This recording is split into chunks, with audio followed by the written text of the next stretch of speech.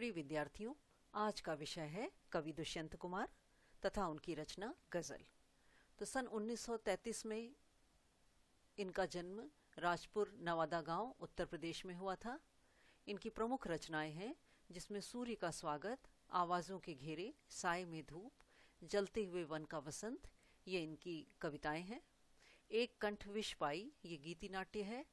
छोटे छोटे सवाल, आंगन में एक वृक्ष और दोहरी जिंदगी, ये इनके द्वारा रचित उपन्यास है। सन 1975 में दुष्यंत कुमार जी की मृत्यु हो गई। दुष्यंत कुमार का साहित्यिक जीवन इलाहाबाद से में आरंभ हुआ था और वहाँ की साहित्यिक संस्था, जिस संस्था का नाम परिमल था, उस परिमल संस्था की गोष्ठियों में वे सक्रिय रूप से भाग लेते थे और नए पत्ते जैसे एक महत्वपूर्ण पत्र था उसके साथ भी जुड़े रहे।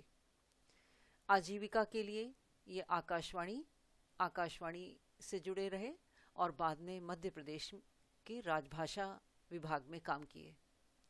अल्प आयु में ही इनका देहावसान हो गया, किंतु जो इनका छोटा सा जीवन है उसमें जो उनकी साहित्यिक उपलब्धियां हैं वह कुछ छोटी नहीं है, अर्थात उनकी साहित्यिक उपलब्धियां अत्यंत बड़ी हैं।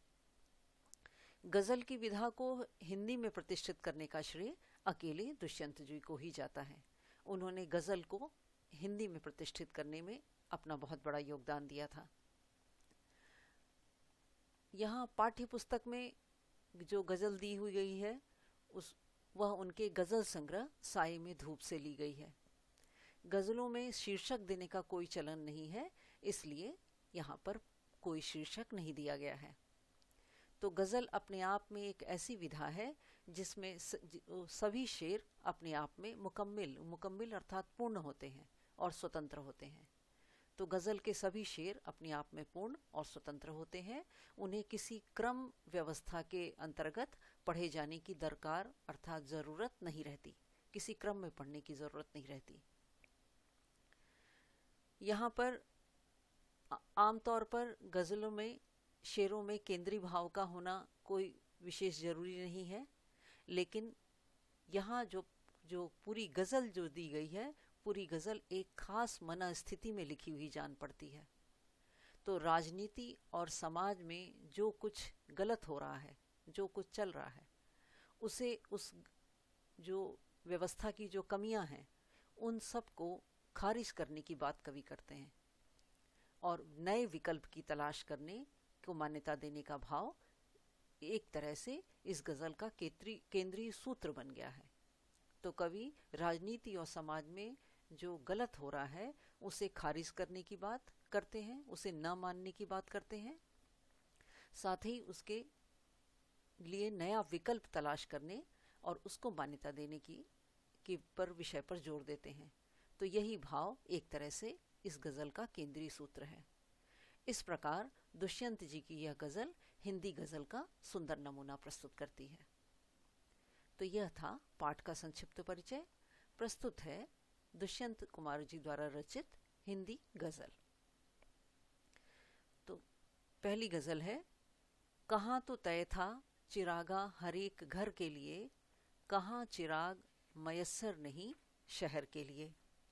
तो कवि शेर पढ़ते हुए कहते हैं कि आज़ाद भारत के कड़वे सत्य को व्यक्त करते हुए कहते हैं कि कभी भारत के आज़ाद होने के बाद नेताओं ने कहा था, और यह बात तो बिल्कुल तय थी, कि चिरागा यहाँ पे तात्पर्य है सुख सुविधाएं।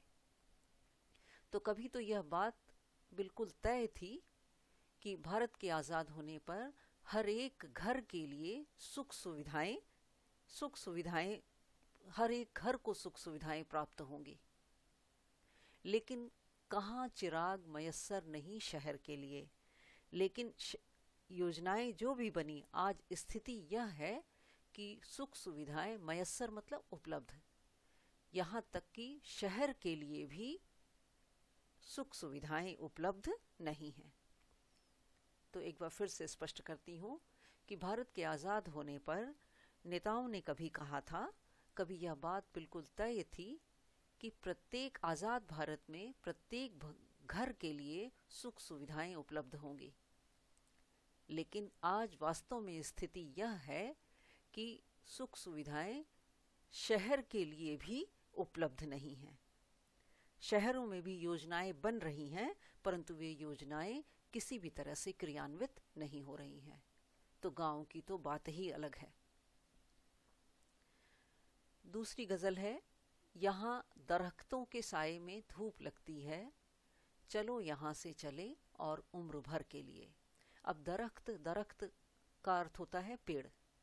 अब यहाँ पेड़ से तात्पर्य है देश में अनेक ऐसी संस्थाएं जो कल्याणकारी कार्य के लिए बनी हैं।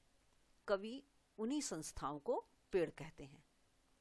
तो कवि कहते हैं कि यहाँ पर जो कल्याणकारी संस्थाएं हैं, उन संस्थाओं के साए में भी धूप लगती है। साए में भी धूप लगती है। ये संस्थाएं आम आदमी की भलाई के लिए बनी थी, लेकिन ये संस्थाएं तो भलाई नहीं कर रही, बल्कि आम आदमी का शोषण कर रही हैं। चारों ओर भ्रष्टाचार ही भ्रष्टाचार दिखाई दे रहा है। तो चलो यहाँ से चले और उम्र भर के लिए।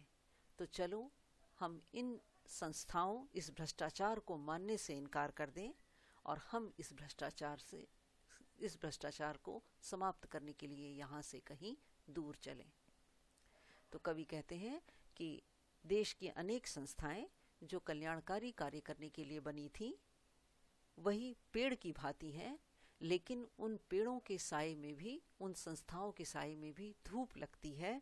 अर्थात ये संस्थाएं आम आदमी की भलाई के लिए कार्य नहीं कर रही, बल्कि वे आम आदमी का शोषण कर रही हैं। तो आओ चलो हम इन संस्थाओं के भ्रष्टाचार को मानने से इनकार कर दें। अगला शेर है, न हो कमीज तो पाँव से पेट ढक लेंगे, ये लोग कितने मुनासिब हैं इस सफ़र के लिए। तो कभी आम आदमी की मनस्थिति और स्थितियों के सामने हार मान लेना, वो हार मान लेते हैं, उसी को ही प्रस्तुत करते हुए कह रहे हैं कि आम आदमी जो गरीबी में जीवन बिता रहा है, जिसका शोषण हो रहा है, वह शोषण में जीने के लिए इतना विवश हो गया है कि यदि उस आम आदमी के पास पहनने के लिए कमीज नहीं है, तो वे पाँव से ही, अपने पैरों को मोड़कर ही, उसी से ही अपने पेट को ढक लेंगे। अर्थात आम आदमी का विरोध करने का भाव ही समाप्त हो गया है। तो कवि कहते हैं कि ये आम आदमी गरीबी और शोषण में जीने के लिए इतने विवश हो गए हैं कि यदि इनके पास कमीज पहनने के लिए कमीज नहीं है, तो वे अपने पैरों को मोड़कर ही, उसी से ही अपने पेट को ढक लेंगे, क्योंकि वे किसी भी प्रकार से भ्रष्टाचार का विरोध नहीं कर रहे। उनका विरोध करने का भाव समाप्त हो गया है। ये लोग कितने मुनासिब हैं, मुनासिब मतलब उपयुक्त, इस सफ़र के लिए। यह सफ़र यानी जो भ्रष्टाचार युक्त जो शासन चल रहा है, उसको आगे बढ़ाने में इनके द्वारा कोई भी विरोध नहीं किया जा रहा है। ये लोग उस भ्रष्टाचार को आगे बढ़ाने में उपयुक्त हैं, क्योंकि इनका विरोध करने का भाव ही समाप्त हो गया है। तो प्रस्तुत था यह पाठ का यह अंश। तो आशा है आपको इन तीनों शेरों के अर्थ समझ में आ गए होंगे। तो आज के लिए इतना ही। गज़ल के अन्य शेर हम दूसरे भाग में पढ़ेंगे।